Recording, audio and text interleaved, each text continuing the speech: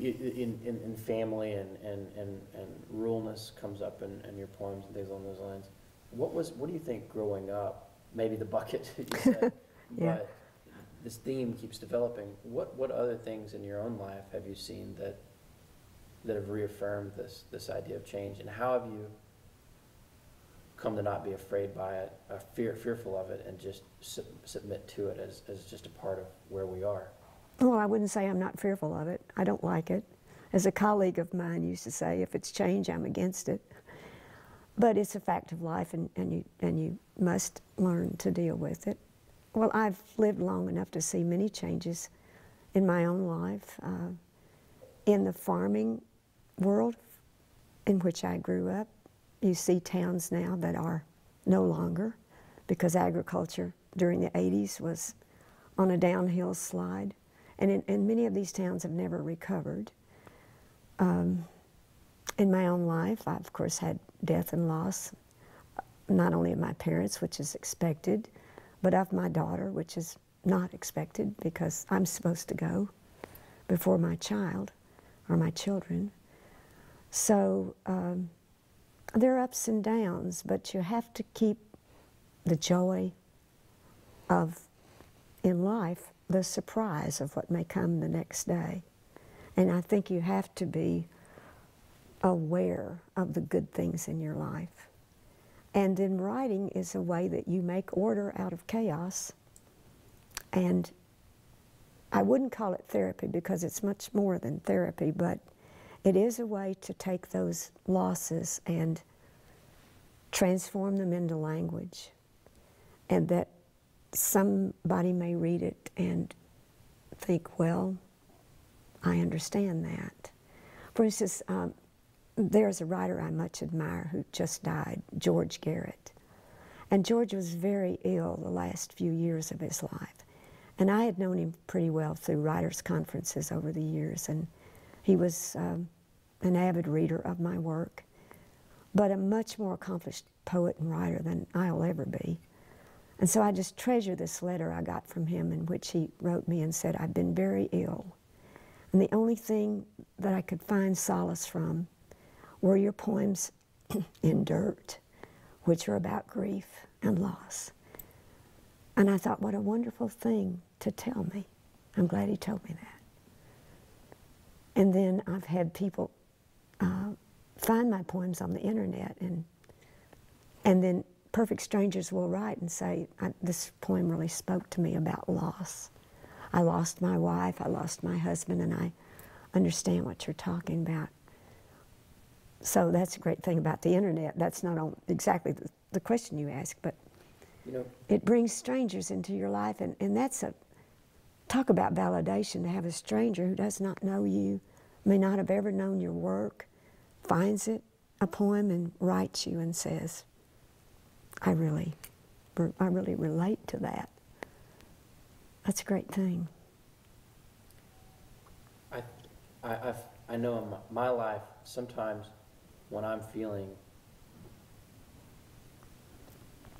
melancholic or sad or something, I will listen to melancholic, sad music. Mm-hmm. The reason being is that I find, if it's done well, truth in it, which doesn't make me feel as alone. That's which then it. pulls me out. You know, You're not alone. in the more precise they are and candid Mm-hmm. they are with those emotions, the more relief I feel. Interesting. Yeah. I think that that's why we're trying to, as we grow, we're trying to pull together all these pieces from art, from poetry, from literature, from film, and we're trying to kind of do some kind of patchwork quilt of the big questions of who we are, why we're here, things along those lines. Exactly.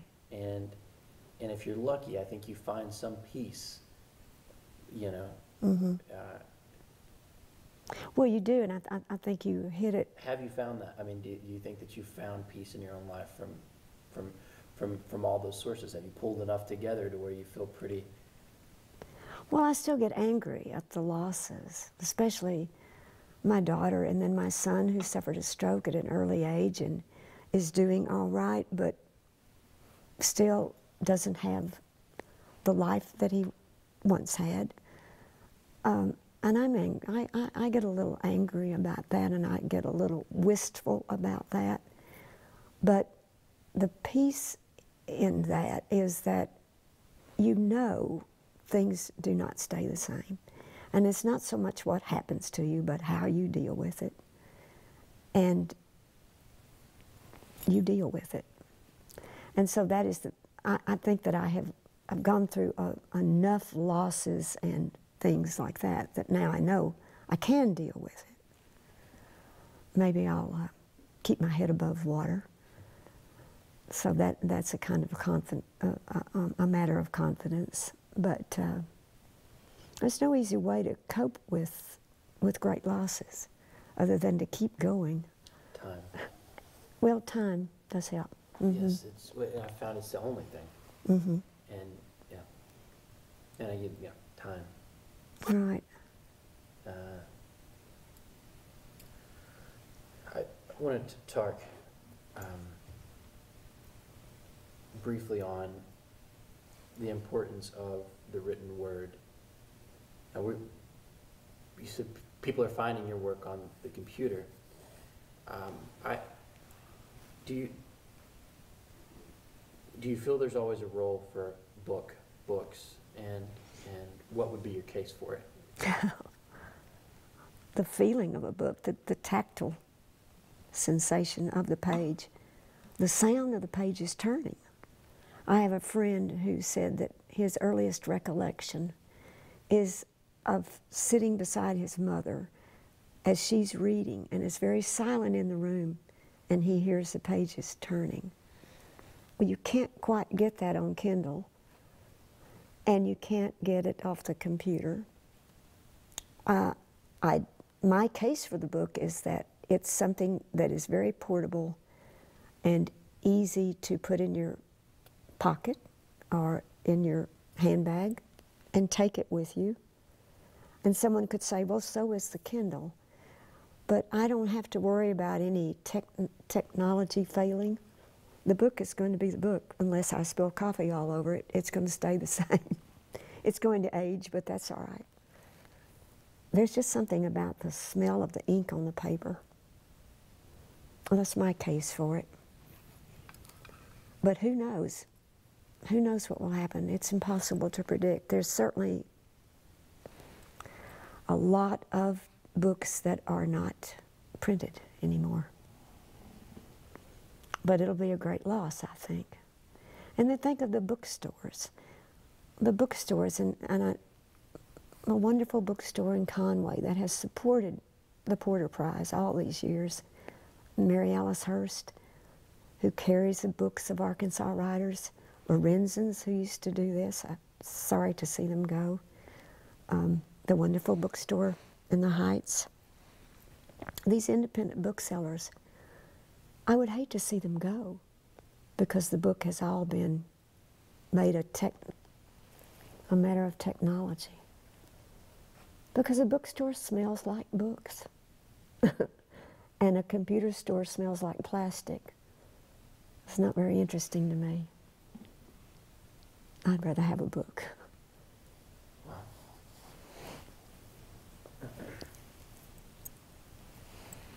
If you were going to talk to a teacher about what they might do to stimulate curiosity in the kids that they teach when it comes to reading and the adventures and the different worlds that you can find inside books, just that open up to you immediately when you're reading them, the knowledge, what would you tell them? I mean, in terms of encouraging that teacher to encourage the kids? What would I tell the teachers? Yes. Well, I would say start with a book that you love so that you can impart your own passion. You can impart your own energy to that student, and then I think that most students will catch it if they have any curiosity at all. And then I would tell them, I would advise a teacher to tell a student to take a book and read it in a place that they have never been. Say this wonderful temple, or a bookstore they've never been into that will allow them to just sit and read. Because there's something about combining those worlds. Or go to an art museum with a book and sit surrounded by great art and see what happens. Maybe open them up to excitement on other levels besides just reading, because some students really resist reading and they don't understand the worlds that are there, but maybe you can reach them through another world.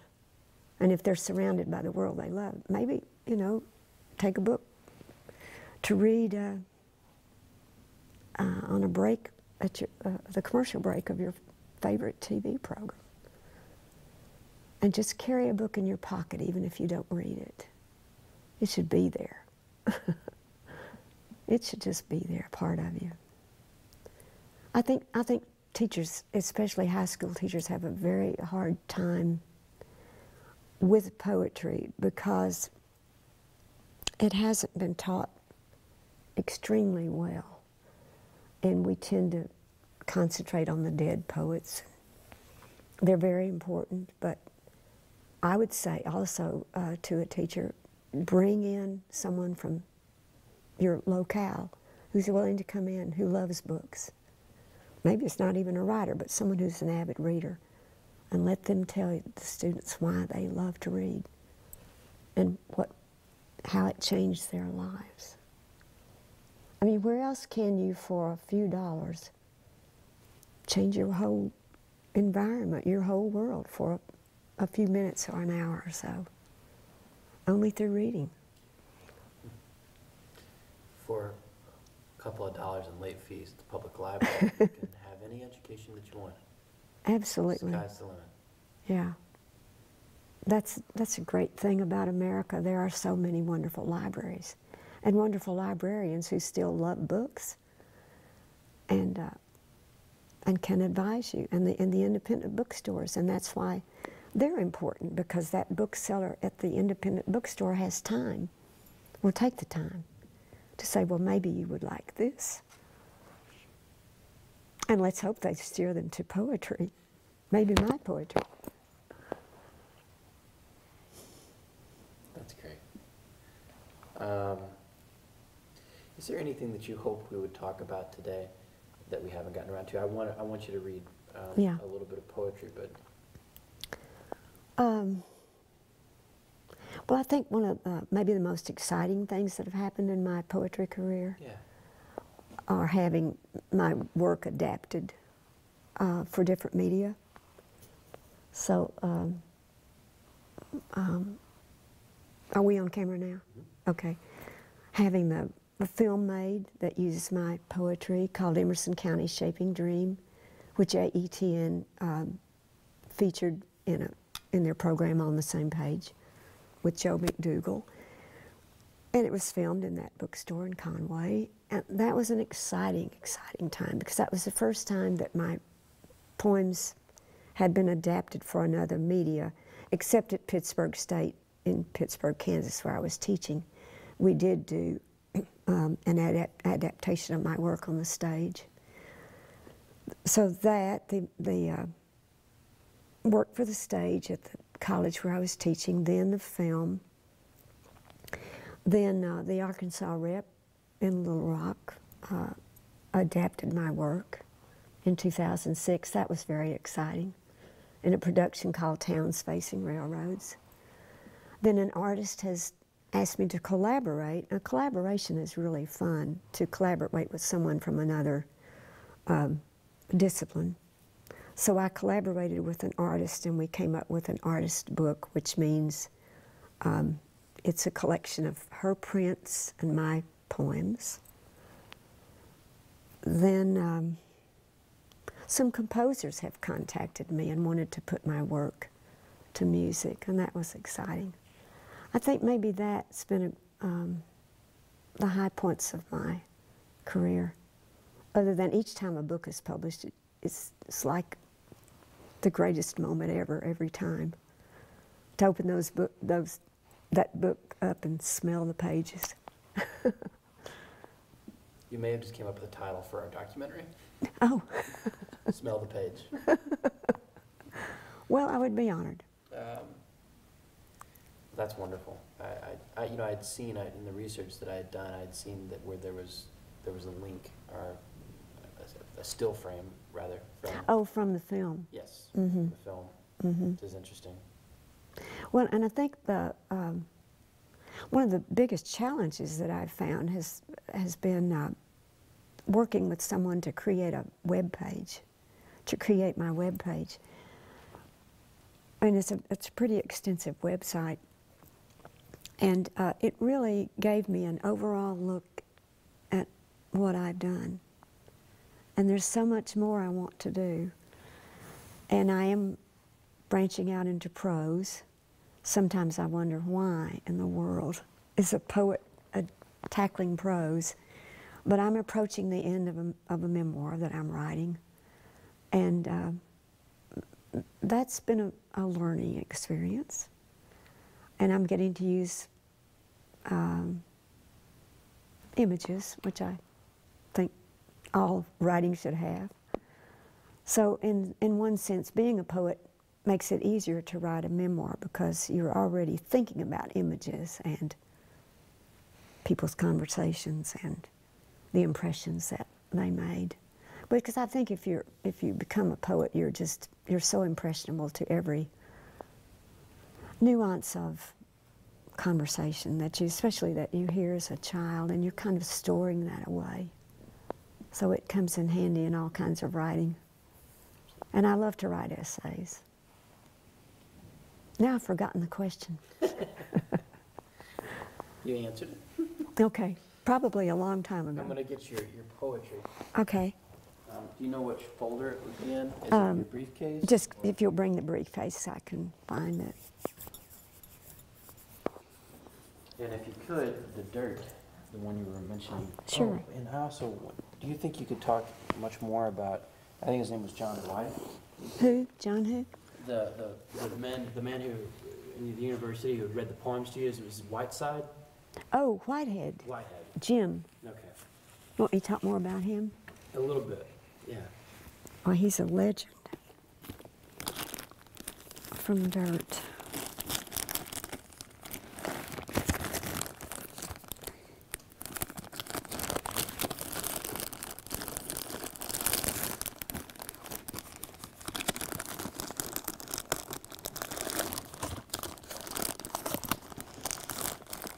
Getting them out of this little thing.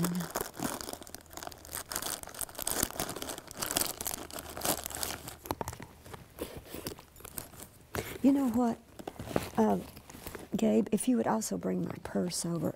I did make some notes to myself, and I'm so forgetful. There may be something I really wanted to talk about that I could run by you. Which one of these counts as the purse? It has gold alligator heads. Okay. That's it. Just in case. Oh, thanks.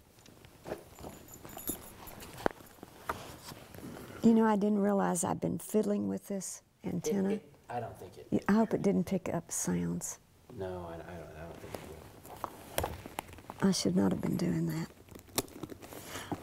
Well, have I been talking about the things you want Absolutely. to hear? You've talked about them very well. Well, I hope so. Thank you. The only thing I hate I hate a lot of things about growing older, but one thing is forgetfulness.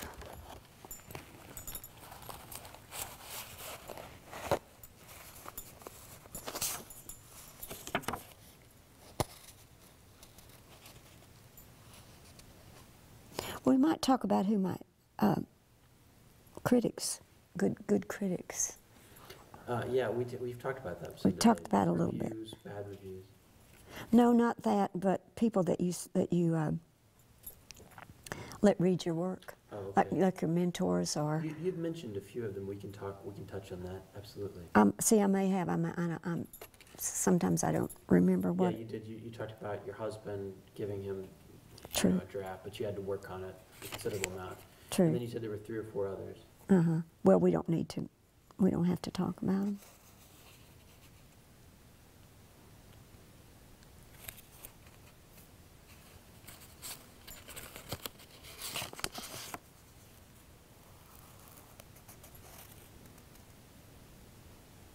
Oh, we might talk, I wanted to talk about the importance of metaphor. Oh, And I'd what love to hear that's it. what keeps me going, what keeps me writing is looking for the right metaphor. So if you want to hear something about that, we could talk about Go that. right ahead. And you wanted me to talk some more about Jim Whitehead? And let's start with the metaphor. Okay. Well, what keeps me writing is looking for the significant metaphor. Because I think of all the wonderful mysteries of poetry, the metaphor is the most mysterious and most useful and most important. When Eliot said that the evening sky was like a patient etherized upon a table, that brings those two widely separate worlds of the evening and the patient under anesthesia together. And it's, you know, it's just a beautiful thing to always be looking for, so that when you find what you hope is the right description in metaphor, so that one thing becomes something else. But, you know, a very simple one is, oh, she's a fox, meaning, you know, she's a pretty cool character. Or, oh, I can think of one I can't repeat on the air. But when you say that something is something else, it's just really exciting. You've got to say it now. We won't use it in the film. He's an ass. I mean, that just, you know, he's not really, and she's not really a fox, but you get those two together and you know the character of those people. So I think it's really important.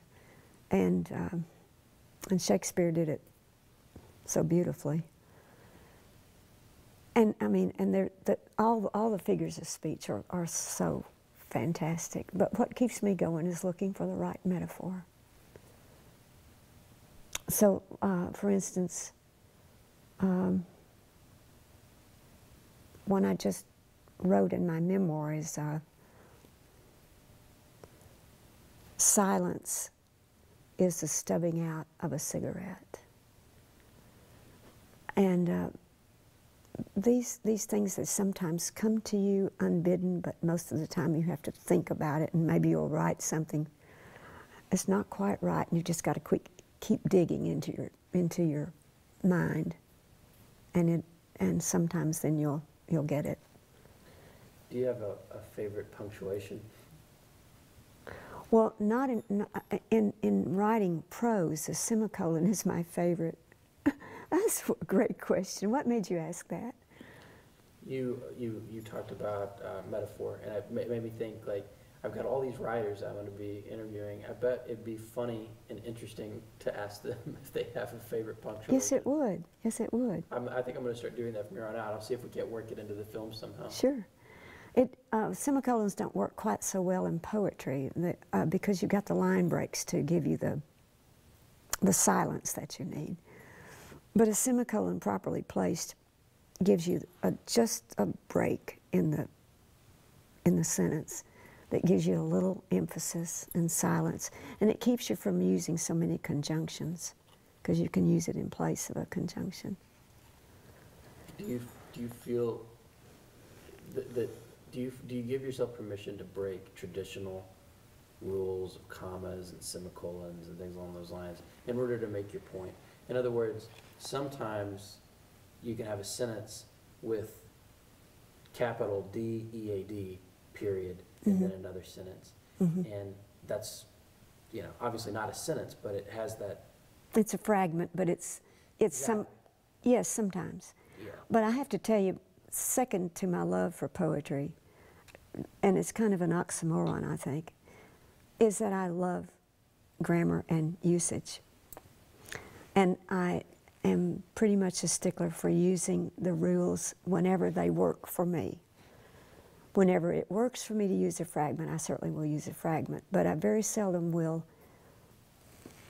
I hope I don't misuse commas or periods, because it doesn't give me any pleasure. It doesn't do anything for my poem. But having fragments can, because sometimes you're thinking in fragments, and it gives emphasis. And sometimes you close a poem with just one word and use it as a sentence. So yeah, in that sense. But generally speaking, I think you can use the rules of grammar to your advantage, because punctuation is like traffic signals to the reader. A period is a red light and says stop, and an exclamation is an even brighter red light. A comma says, well, you better pause here, it's a yield, but you can keep on going. And I'm pretty fascinated by grammar too. Cormac McCarthy has a very distinct way of writing. Yes, one of my favorites. But in a way, he throws out a lot of rules. Oh, he breaks all the rules. All the rules. I mean, yes. You have to really kind of erase your brain before you start reading Cormac McCarthy, and stick with it once you start, because once you get into his cadence and that rhythm, so much of it, it's I don't know how to describe the way he writes, but you just, well, it's almost like you're thinking these things. You are a character. You are you're there in that world, and you're just as frightened. You are there whether you want to be or not. Right. I think by breaking the rules, it allows it no longer gives you that separation. Like, you can't just kind of close the book and look around and go, okay, this isn't my world. When you're reading The Road, I mean, you're there. Mm-hmm, mm-hmm. You know.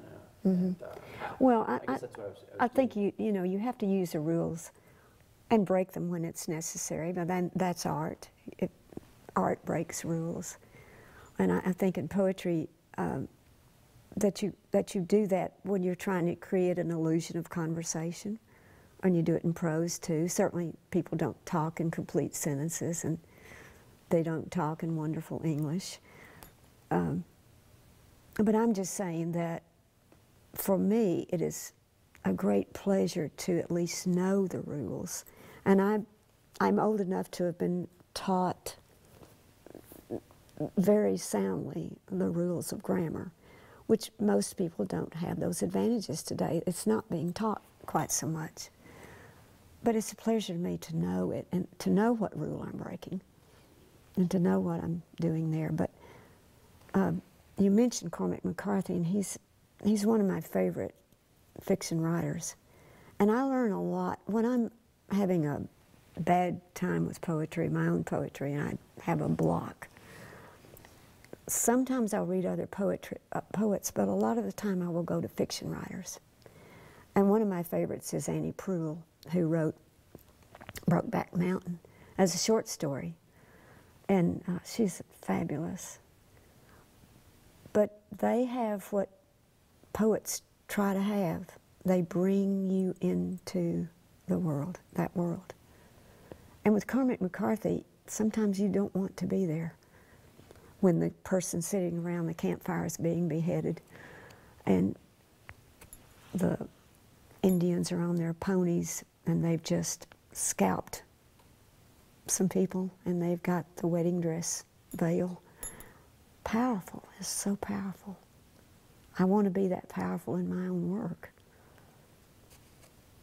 I think you need to surprise people, and I think you need to, in a way, take them into a world that they might not have willingly gone into. And so a lot of my poetry is dark, and I know it is. But that's part of life. There is a darkness to it.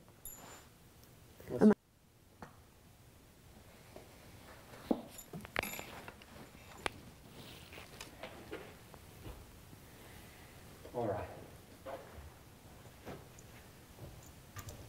Earlier, you had talked about dirt, that someone had found comfort in some of it. You could read it for us and kind of set it up with why you wrote it, what the context is.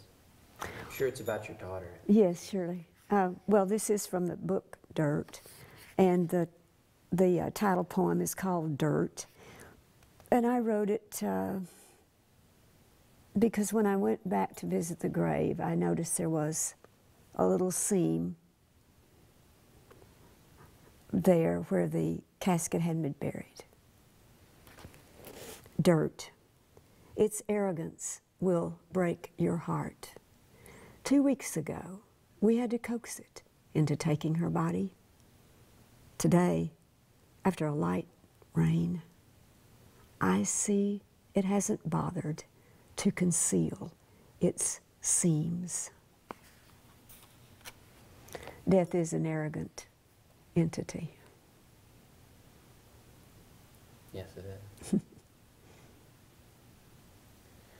You talked earlier about Jim Whitehead. Mm-hmm. You camera was off, but you so eloquently described some of the qualities that made him the teacher that he was. If you could, just kind of reminisce on that again. Well, I have a favorite story about Jim and the way he challenged me. I was working in the archives of the folklore collection at the University of Arkansas during my MFA program, and it was my job to transcribe stories that Mary Celestia Parler had collected from her folklore students about superstitions that they'd grown up with.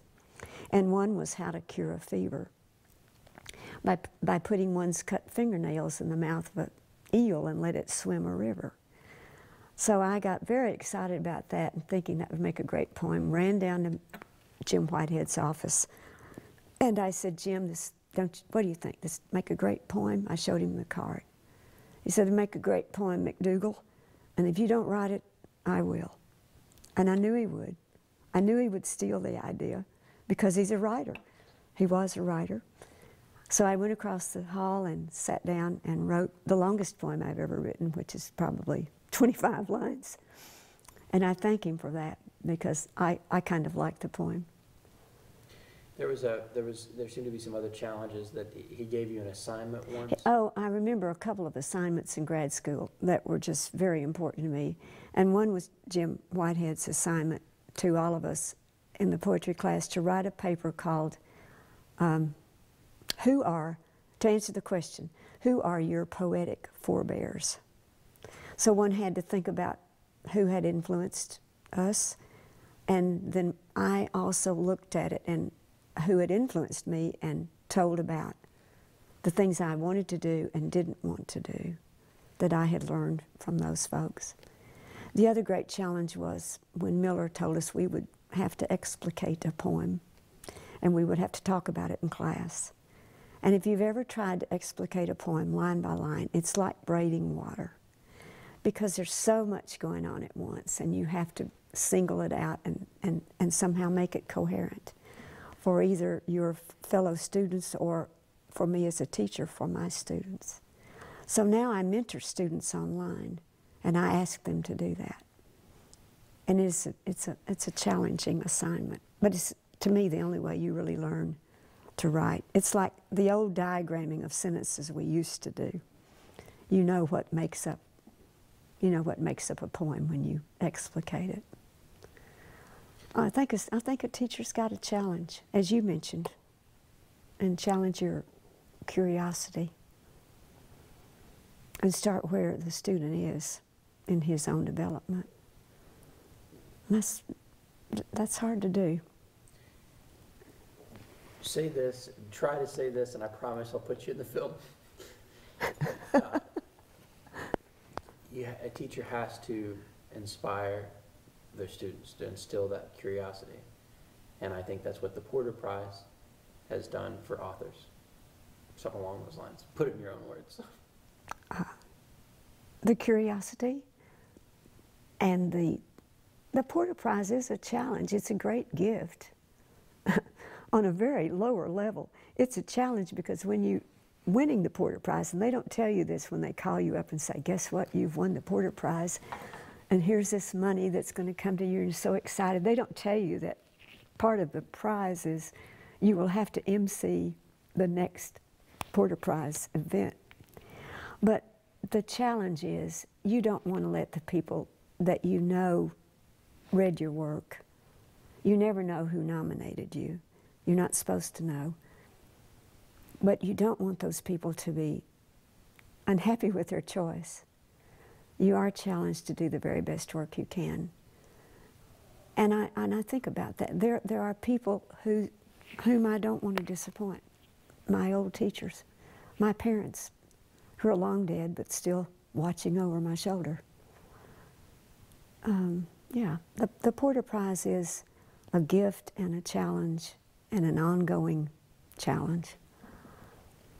It's a long wait to get a little bit, but is there anything else you wanted to share before we, I feel like we've got what we needed. It was a long time to wait just for that, but is there anything else you'd like to share or say? That one of the great high points of my career in writing has been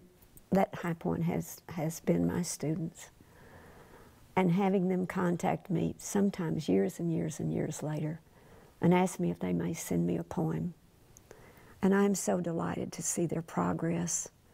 And they tell me what I did, something I did I don't even remember doing, that helped them along the way.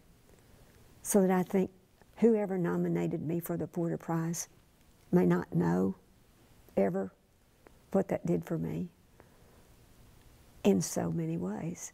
And so I think we don't know the ripples, the influence. What I learned in the classes at the U of A, I've given to my classes, and I'm giving now online. It goes on and on. It's an ongoing heritage that I hope, and I know the Porter Prize will be too. It's an ongoing Arkansas heritage. You may have just ended the film. That's all I'm saying. I think that may have been the last quote of the film. Okay. Okay. No, I mean, not only this interview, I'm saying you may have just ended the 30